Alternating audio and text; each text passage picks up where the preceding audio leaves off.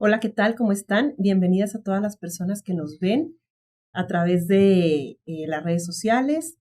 Bienvenidos a este segundo episodio del podcast En Voz Alta de la Comisión Estatal de los Derechos Humanos del Estado de Puebla de Zaragoza. Mi nombre es Giselle Luis y para la conducción de este programa nos acompaña Erasmo Ramos Gil.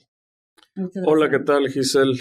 Pues un gusto compartir contigo este espacio, este segundo episodio En Voz Alta y por supuesto compartir con todo el auditorio de las plataformas que nos acompañan.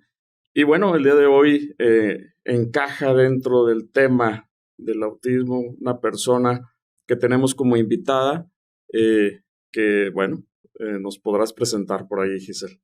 Muchas gracias, Erasmo. Claro que sí, nos acompaña, tenemos una invitada de lujo. Su nombre es Andrea Rueda, que es presidenta y representante de la Asociación Familias Unidas por el Autismo en México y justo nos acompaña para hacer algunas reflexiones en el marco de este día 2 de abril, Día Mundial sobre la Concienciación del Autismo. Muchas gracias por acompañarnos, Andrea. Y Erasmo, no sé si quieras comenzar con las preguntas. Claro, sí, Giselle, muchas gracias. Pues primero que nada, un gusto, Andrea, que estés con nosotros, amiga, compañera de lucha social, activista social. Y bueno, vamos a comenzar, ¿no? Primero que nada, para comprender un poco y que nuestro auditorio pueda entender de primera mano qué es el autismo, cuál es la forma correcta de entenderlo. ¿Y cómo lo podemos comprender más allá de las palabras, de si es espectro autista, si es autismo? ¿Qué es lo correcto? Y por supuesto también, por ahí hay algunos símbolos que identifican el autismo, como el azul. ¿Qué significa esto, Andrea? Por favor. No, muchísimas gracias, ante nada, primero por habernos invitado. Para nosotros es muy importante que los medios, las redes sociales, ustedes puedan tener el interés en el autismo porque solamente así se difunde y se aprende. ¿Qué es el autismo? El autismo es un trastorno del neurodesarrollo en donde se ven afectadas lo que son el área de la comunicación, el área de la socialización y el área conductual.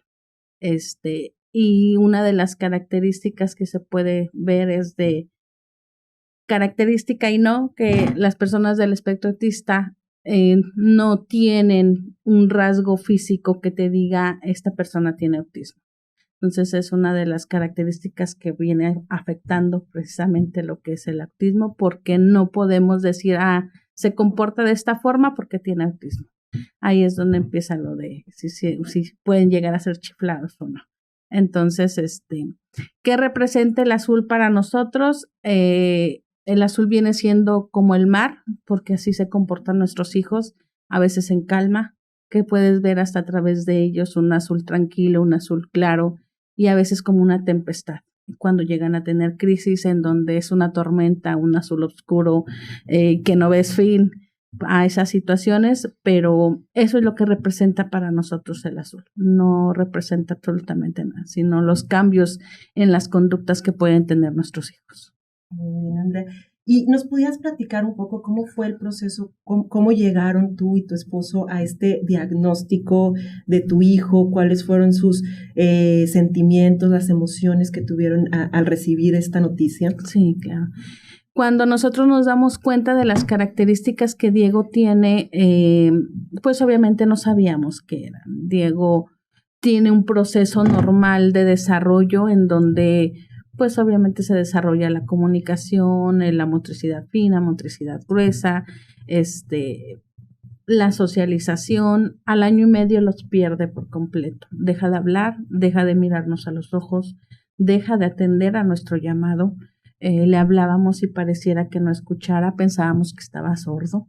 Se le hacen varios estudios para descartar esta situación y en aquel entonces, estoy hablando del 2004 o 2005, pues la información sobre el autismo era escasa. Tenías que meterte mucho a buscar para poder saber, y obviamente también los médicos, como que todavía no había mucha información a la mano. Cuando yo lo llevaba a la consulta, el médico me decía, no te preocupes, ya va a hablar después, no seas exagerada, cosas así que decía, bueno, a lo mejor sí soy yo como mamá la que estoy exagerando situaciones. Pero dije, no, a veces la intuición como mamá tenemos que hacerles caso. Y yo dije, no, algo le pasa a mi hijo. O sea, ¿por qué? Porque yo ya tenía un previo de mi otro hijo y podía decir, no, es que no es normal esto. Me metí a investigar en Google, y puse las características que yo veía en mi hijo, que no me atendía, que caminaba de puntitas, que se llegaba a golpear en la pared o en el piso, se mordía él solo, y pues lo primero que me salió fue autismo. Entonces, obviamente como familia dices, ¿qué es esto? No, sí. O sea, hasta que te toca es cuando sabes en realidad qué es lo que pasa. Entonces, cuando empiezo a ver autismo, en todas y una de las cosas que yo buscaba, me aparece un test que se llama MCHAT. Entonces, este test tú lo llenas y te da un puntaje. Entonces, en el puntaje, pues Diego salía dentro del autismo. Y a partir de ahí empiezo a buscar quién pudiera diagnosticarlo en las instituciones médicas que nosotros tenemos. Fui, lo llevé y me mandan con un neurólogo. El neurólogo, pues no estuvimos ni 5 minutos con él y me dice, sí, tiene autismo. Y yo, ok. Le manda lo primero medicación. Entonces, pues como mamá dices, ¿cómo voy a medicar a mi hijo con medicamento controlado? O sea, nada más con verlo, sí, ni siquiera. O sea, no, en sí ni siquiera fue verlo, o sea, era de que me decía y yo le contestaba, el doctor viendo la mesa y no veía, o sea, al niño, o sea, hace esto, sí, hace el otro, sí, bueno, ya sí, tiene autismo. Y luego la medicación, entonces yo le dije a mi esposo, le dije, no se la voy a dar, o sea, ¿cómo le voy a dar un medicamento controlado a mi hijo si todavía no sabemos en realidad si sí tiene o no tiene algo? Porque así como de 5 minutos, pues no sale. En aquel entonces nosotros vivíamos en Baja California Sur, en La Paz, y pues es un pueblo más chiquito que aquí. Y entonces no había de dónde buscar información hasta que por suerte encontré una institución que es como el CRE aquí, y ellos son los que me diagnostican a Diego. Entonces Diego sale primero con un diagnóstico grado 3, así que el que necesita más apoyo. Y a partir de ahí, lo primero que me dicen es, Diego necesita intervención de terapias para poder ayudarlo a desarrollar todas esas habilidades que se volvieron a retrasar cuando se empiezan las características del autismo. Hubo una regresión. Entonces tuvimos que empezar a trabajar para que todas esas desarrollo que ya había tenido, volverlo a avanzar de nuevo. Entonces es así como nos acercamos a los diagnósticos, en los que nuestro diagnóstico fue casi de 1 año. O sea, a veces hay papás que han batallado hasta 2, 3 años en un diagnóstico. Andrea, y ahí es donde empieza esa lucha, ¿no? Esa lucha social que, bueno, las personas con discapacidad emprendemos y los movimientos sociales en donde buscamos esa visibilización, esa forma de ser incluidos, ustedes como padres de familia, al tener hijos con el espectro autista, bajo esta condición, ¿a qué se han enfrentado? ¿Qué desafíos han tenido? Y por supuesto también, aparte de desafíos, cosas bonitas también existen, obviamente, sí, no todo claro. Es malo, ¿verdad? También existen puntos de alegría, de satisfacción. ¿Cuáles son esos desafíos y qué es lo que nos pudieras contar en ese sentido? Yo creo que el primer desafío es precisamente el diagnóstico, el uno, aceptar como familia que algo está pasando, porque a veces la familia, por hacernos sentir bien, nos dice, no te preocupes, tú hablaste hasta los 5 años, no te preocupes, el primo de no sé quién era así, pero después se le quitó. Entonces, si nosotros nos dejamos llevar por eso, a veces retrasamos el diagnóstico y retrasamos la intervención que puede ayudar a nuestros hijos. Entonces, yo creo que ese es el primer desafío, el diagnóstico, el aceptar que nuestros hijos tienen algo, el aceptar que más que tienen algo, que están viviendo algo diferente a lo que se le puede llamar lo normal, porque pues, ¿quién dice que es lo normal aquí? Entonces, ese sería el primer desafío. El segundo desafío, y que creo que es uno de los que más nos da así a los papás, es la educación, el poder que nuestros hijos, con todas estas características y estas necesidades que tienen, sean aceptados en una institución pública o hasta en una institución privada, porque hay instituciones privadas que también nos dicen, no podemos, nosotros no aceptamos, nosotros no. O aceptan, pero no hay esa capacidad de, que era lo que les comentaba, a veces no es tanto la escuela, sino las personas, o sea, esas ganas de querer apoyar o de querer trabajar con niños neurodivergentes, porque no nada más es con el autismo. Estamos hablando de la neurodivergencia, del TDAH, de la bipolaridad, o sea, de esas situaciones o esas condiciones que van más allá de lo médico, o sea, no nada más es tomarnos una pastilla y ya se nos va a quitar, sino es conductual. El autismo, el TDAH, la bipolaridad es conductual, entonces cuando haces frente a la conducta como que es mucho más difícil. Entonces, esos yo creo que son los dos puntos a los que más nos hemos enfrentado. Y de lo que decía que sí, hay algo muy bonito porque descubres a personas que son, ¿cómo lo diré? Son auténticas, o sea, no son como la sociedad que a veces tenemos que reprimirnos para decir algunas cosas. A mí me fascina platicar con jóvenes con autismo porque las cosas que sienten son las cosas que te dicen. El hijo de nuestra directora, me acuerdo que hace hace 1 año o 2 años, su terapeuta estaba embarazada, entonces su mamá le platica, pues para que no la vaya a ver diferente. Le dice, adivina quién está embarazada. Y dice que se quedó pensando y que en eso que le dijo, Andrea. Y que le dijo, no, ¿por qué crees que Andrea está embarazada? Porque está gorda. Entonces, esas cosas dices tú, no nos atreveríamos nosotros, los neurotípicos, a decirlas. O sea, y cuando conoces cómo son, ni siquiera te sientes, o sea, ni siquiera piensas que es una grosería. Aprendes algo que siempre cuando platico con los maestros y les digo, el autismo no es personal. O sea, el niño no viene a comportarse mal porque seas tú. El niño no va a decir cosas porque eres tú. O sea, así son ellos, así son, sin filtros, sin etiquetas, o sea, sin ver si te vas a sentir mal, aunque nosotros somos muy sentidos. Entonces, eso es lo que he aprendido. Y otra de las cosas que también como familias a veces vemos que nosotros, cuando vives en esta situación, aprendes a saborear cada uno de los pasos que dan. O sea, que si ya te dijo mamá, o sea, lloras. Yo me acuerdo que cuando Diego deja de hablar al año 8 meses, no me volvió a decir mamá hasta los 7 años. Entonces, cuando vuelvo a escuchar la otra vez que me dice mamá, o sea, híjole, o sea, todo lo que hemos caminado vale la pena. A veces hay personas que el que coma algo diferente a lo que siempre comes, ese es un triunfo para nosotros, y que muchas veces personas que no viven esta situación dan por hecho, o sea, no es una alegría, no es un éxito, no es una meta. Para nosotros, familias que tenemos niños con una condición como el autismo, es un éxito el que te cambien de comida, el que te hablen, el que te digan un color, el que te digan un número, o sea, todo lo celebramos. Entonces, como que le tomas a la vida un sabor diferente.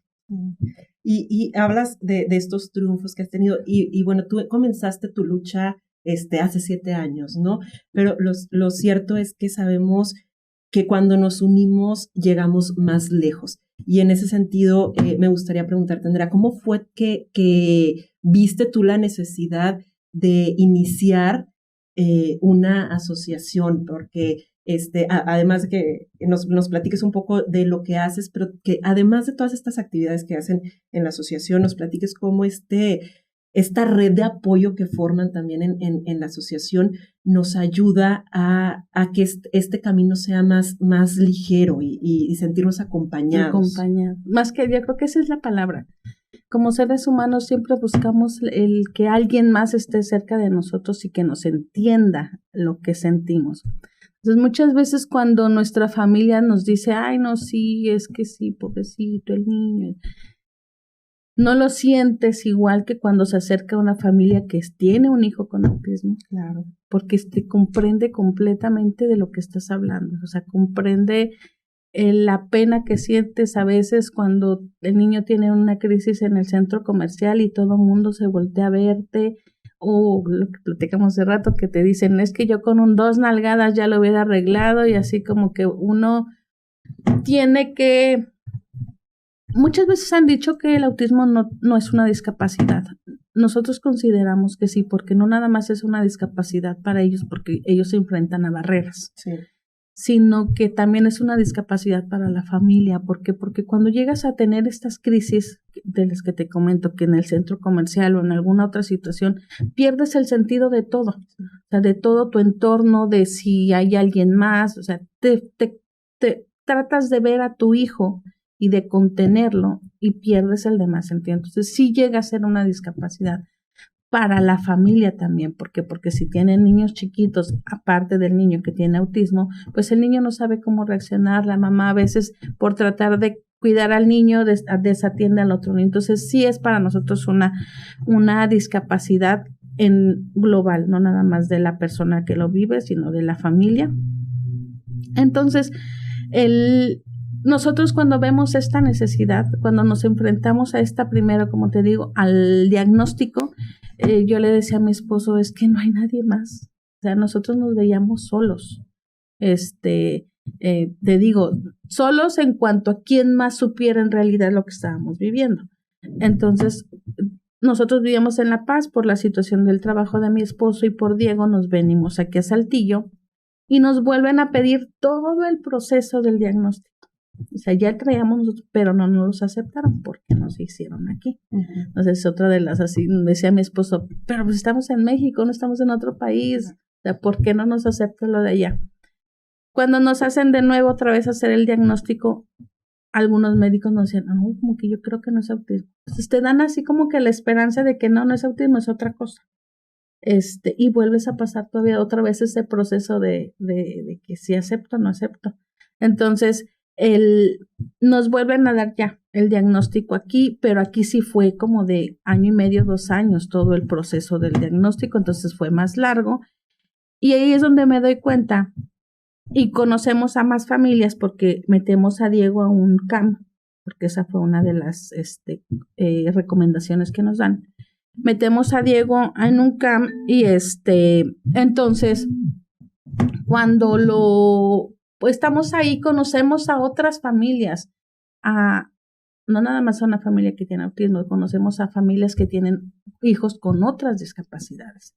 Entonces, al momento de estar ahí, dices, necesitamos, o sea, como que tener algo que te haga sentirte respaldado. Y es donde conozco a las 3 mamás con las que iniciamos la asociación. Las conozco, platicamos, no sé si vamos a empezar, y veíamos que no había nada, o sea, que el 2 de abril no había nada. O sea, no había, se hacían unas pláticas en algún lugar y así, y dijimos, ¿qué puede impactar? Pues una caminata, o sea, concentrar gente. Me acuerdo que la primera caminata yo creo que no superábamos los 150, o sea, éramos muy poquitos, o sea, después de que empezamos a juntar gente, y a partir de ahí, de esa primera caminata, nace la red de apoyo. Y les decía yo, pues, ¿qué tenemos que hacer? Pues vamos a hacer juntas. Primero eran las juntas, o sea, que en la casa de una persona, que en la casa de otra persona, pero pues a veces, como que era lo que les platicaba ahorita a mi compañera que no pudo asistir, a veces se te presentan situaciones que tú crees que puedes manejar, pero no. O sea, a veces nos llaman de la escuela, no, es que ya se salió, es que ya no está trabajando, y pues tienes que ir ahí. Entonces, todo tu plan que tenías de tu día, pues ya, todo se movió. Entonces, así pasaba con las juntas, nada más iba 1, 2, 3, así, poquitas. Decía yo, bueno, más adelante se hace la segunda caminata, y empezó a como personas, pues que a veces pensamos diferente y tenemos diferentes fines. Entonces, ya es donde yo me quedo sola con la asociación y obviamente con otras mamás que ya habían ingresado. Y le digo, no, es que necesitamos algo donde no tengamos que estar a lo mejor físicamente. Y pues empezó lo de los chats de WhatsApp. Dije, pues aquí somos. Entonces empezamos con la red de WhatsApp y primero éramos que 50, al siguiente año éramos 120, antes de pandemia éramos 175. Regresando de pandemia, el número se fue hasta 300. Ahorita somos 435, me parece, familias en la red de apoyo. ¿Qué te da esa red? Que a veces cuando tú no sabes qué hacer, puedes preguntar a alguien que está viviendo lo que tú estás viviendo. Y decir, bueno, por lo menos sé que ella ya pasó por esto, porque hay desde niños de 2 años hasta jóvenes de 17, 18, 19 años. Entonces, ese proceso es el que nos ha ayudado como que a consolidar la asociación, que era lo que yo les decía. La base para mí es esa red de apoyo. Sí. O sea, si no tenemos esa red, yo creo que no seríamos lo que ahorita somos. Y pues obviamente el crear dentro de cuando la asociación ya da el paso de legalmente constituirse, pues empezamos a pensar qué más poder hacer. Y una de las cosas es hacer el centro de terapias, que pues para nosotros es lo más importante, porque a lo largo de la vida de nuestros hijos siempre van a necesitar por lo menos una terapia. Muy bien, André. Oye, pues qué interesante, sobre todo que lo hable este tema, ¿no? De agruparse, de asociarse, para cubrir necesidades propiamente, ¿no? Pero me encantó lo que comentabas hace un momento sobre la discapacidad, que si el autismo era una discapacidad o no. Y yo quiero aquí meter mi cuchara antes de la siguiente pregunta y pues obviamente el cambio de paradigma, ¿no? De la discapacidad, en donde antes se centraba en la persona, en lo que no podía hacer, en la parte médica que tú tanto has comentado, y cómo ahora cambia ese paradigma y dices, bueno, es que no es el niño, no es el muchacho con el espectro autista, es el entorno el que no nos favorece para participar, para tener esa igualdad de condiciones. Y desde la perspectiva de los derechos humanos, ese es el gran cambio de paradigma, ¿no? El derribar barreras para poder desaparecer, por así decirlo, la discapacidad. El derribar barreras físicas, estructurales, barreras en el transporte, barreras en las comunicaciones, en la información, en la actitud de las personas, en los prejuicios y estereotipos. ¿Cuáles son esas barreras, Andrea, que tú crees a las que más se enfrentan las personas con el espectro autista? ¿Cuáles son esas barreras que tú consideras habría que derribar de mayor manera? Creo que aquí el autismo como que es un poco abstracto, o sea, como que no es, les explicaba, no es visible en la persona, entonces tienes que comprender, obviamente pues con todo tu juicio, decir es que puedes que algo esté pasando mal. Entonces yo creo que una de las principales barreras son los prejuicios. El prejuicio al cómo deben de ser las cosas. Lo que hablamos hace ratito de los niños, o sea, cómo debe de ser un niño. Al final de cuentas, nuestros hijos con autismo o sin autismo son niños, entonces pues obviamente se van a comportar como niños. Entonces muchas veces pedimos que se comporten como adultos y pues no. O sea, no podemos hacerlo por ahí. Me acuerdo que teníamos una maestra de Diego que me decía, es que está muy alteradito.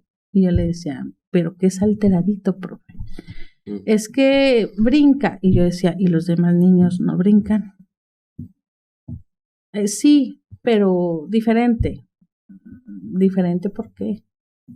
O sea, hay formas de brincar que son aptas y formas de brincar que no son aptas. Entonces yo creo que ese es el prejuicio, es una de las principales barreras para todo. Yo vuelvo a siempre, soy muy reiterativa con la educación, o sea, el prejuicio del maestro al momento de saber que va a tener un niño con autismo, es decir, chin, o sea, voy a batallar. Y los entiendo, porque como les decía, si uno como papá, cuando te dicen tu hijo tiene autismo, dices, ¿y qué así eso qué es? Y te da miedo y no sabes cómo actuar y no sabes qué sigue. Yo sé que los maestros también tienen ese miedo de decir, pues, ¿cómo lo voy a tratar? ¿Cómo lo voy a enseñar? Entonces, el prejuicio es el más grande de las barreras hacia el autismo. Y hablando de esto, de estos prejuicios que existan, pues muchas veces es el miedo y es el desconocimiento lo que nos impide, no nos constituyen estas barreras, y ante eso, pues, ante el miedo, pues mejor nos alejamos, ¿no? Porque no sabemos cómo actuar. Y en ese sentido, ¿qué nos dirías como sociedad? ¿Qué les dirías a las personas? ¿Qué consejos nos pudieras dar para transitar a esta sociedad que hablábamos hace un rato, que más que llegar a una sociedad inclusiva, hablar de una convivencia, ¿no? Que en realidad lleguemos a este modelo de convivencia armónica, empática, en el que se desenvuelvan nuestros niños, niñas y personas con autismo. Yo creo que la información, el informarnos, el aceptar que hay personas diferentes a lo que pensamos. Por eso es muy importante para nosotros este mes de concientizar, de hablar, de decir qué es el autismo, qué no es el autismo, qué puedes hacer, cómo puedes acercarte a una persona con autismo.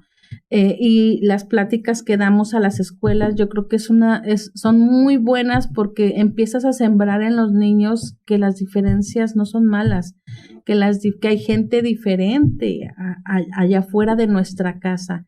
Yo creo que ahorita estamos viviendo una época en la que el ensimismarnos egoístamente puede ser, el pensar solamente en nosotros como personas, y nos hace que nos alejemos de la comunidad, de lo que viven las demás personas. Por eso te digo, cuando tienes a una persona con autismo, como que ves la vida diferente, porque te acercas a este mundo que si no te toca, no lo ves. O sea, si no te toca que tu hijo, tu hermano, tu primo, si no te toca en tu círculo cercano, no lo ves. Entonces, por eso las pláticas en las escuelas, estas charlas, o sea, todo eso a nosotros nos ayuda para poder informar y que la sociedad vea que no solamente hay un tipo de personas, sino que hay diferentes. Y en ese sentido, Andrea, qué bueno que tocas ese punto, la promoción, ¿no? La difusión, la capacitación hacia la sociedad. Y yo quiero mencionar aquí en este punto, Andrea, Giselle, que la Comisión de Derechos Humanos está trabajando fuertemente ahorita en la construcción de un mecanismo de monitoreo para la protección, para la promoción, por supuesto, y supervisión de los derechos humanos de las personas con discapacidad. Y obviamente, claro que el colectivo de las personas con autismo entran dentro de este gran globo que es la discapacidad. Y aquí la pregunta, Andrea, sería, ¿cuál es tu punto de vista? ¿Cómo ves ese trabajo que nosotros como gobierno, como institución pública, estamos haciendo y vamos a reforzar? Ya en próximos meses vamos a constituir, a reforzar este mecanismo de protección y de promoción. El trabajo con la sociedad civil, el trabajo con las organizaciones, el trabajo con las personas con discapacidad directamente. ¿Cómo evalúas, cómo visualizas este trabajo? ¿Estás de acuerdo? ¿No estás de acuerdo? ¿Qué abonaría para el trabajo que ustedes están haciendo dentro de su organización, dentro de esa organización civil sin fines de lucro, obviamente? ¿Cómo abonaría este acompañamiento de nuestra institución? Yo creo que nos daría respaldo, que era lo que a veces tenemos reuniones con algunas asociaciones y no nos conocemos. Entonces yo creo que este aparato nos va a ayudar como a hacer vínculos, no nada más, que era lo que me preguntaba el otro día, ¿conoces la asociación de Torreón? No la conozco. O sea, no conozco en realidad cuál es su trabajo. A lo mejor nos vemos en redes sociales de que hay la asociación de Torreón, la asociación de Saltillo, pero no hay esa vinculación que nos lleve como que a trabajar por algo en común. Que a lo mejor ellos piensan lo mismo que nosotros, o sea, buscamos la educación o buscamos esto, pero como no tenemos ese lazo, no podemos llevarlo un poco más allá de lo que se debería. Entonces, yo digo que estos organismos van a servir mucho para poder tener esa integración de esas necesidades que todos tenemos. Entonces, para mí me parece excelente que me hayan invitado a trabajar con ustedes más. Muy bien. Pues sí, muchas gracias, Andrea, gracias y Erasmo por acompañarnos con estas reflexiones. Como decíamos hace rato, el tema nos da para hablar horas, porque hay un mundo de información que nos falta por conocer para poder entender esta condición del autismo, y creo que a partir de ahí, a partir de entenderlo, podríamos ser como sociedad mucho más empáticos. Lamentablemente el tiempo de este episodio ha finalizado, pero le pedimos por favor a la audiencia que te siga en tus redes sociales. Ahorita nos compartes cómo los podemos encontrar, claro, a la asociación en Facebook, y pues les deseamos todo el éxito del mundo, y también a la audiencia, si les gustó este episodio, les pido por favor nos sigan en redes sociales, le den like y lo compartan con sus familiares. Muchísimas gracias. Muchas gracias, Erasmo. Gracias. Pues Andrea, a ver, tus redes sociales, ¿dónde te podemos encontrar? En Facebook estamos como Familias Unidas por el Autismo en México, y también tenemos la página del Centro de Atención, en donde se dan terapias, diagnósticos y todo lo relacionado con la educación de nuestros hijos. Pues muchas gracias primero que nada por aceptar la invitación a platicar con nosotros, Andrea, y gracias al auditorio, a las personas que nos ven y nos escuchan en este segundo episodio de En Voz Alta, proyecto de la Comisión de los Derechos Humanos del Estado de Coahuila. Muchas gracias. Gracias.